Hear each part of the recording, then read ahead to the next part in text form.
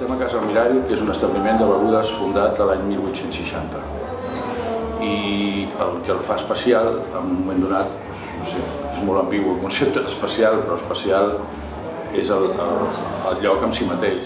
És poder el bar més antic de Barcelona que es conserva en part igualment de la seva fundació. S'ha definit com d'un estil clarament modernista, dels principis del modernisme.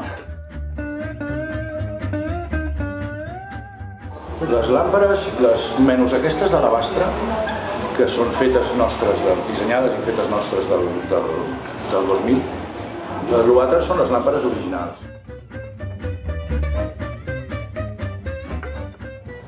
Aquesta estàtua, que és una làmpara, és l'estàtua commemorativa de la primera exposició universal que es va fer el 1888. No et sabria dir quants exemplars se'n van fer, però jo compto que pocs. No m'equivocaria si digués que d'aquesta grossa se'n van fer 50.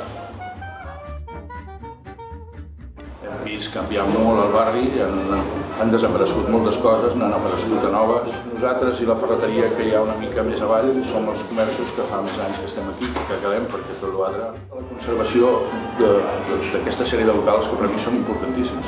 Per mi això és el que fa a Barcelona única i significant, perquè el dia que tinguem tot ple de, i no és per menospreciar ningú, de Hard Rocks cafès o Kentuckys, m'entens? Això són ciutats clòniques i això n'hi ha per tot arreu. No cal, és el mateix anar a Sabadell que anar-se'n a Liverpool.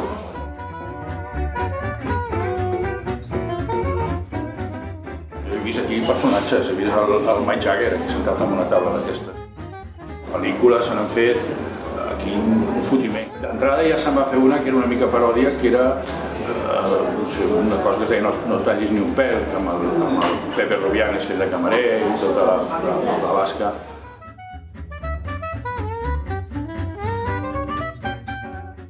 Pots comptar, des de 1860 la gent que ha arribat a passar per aquí.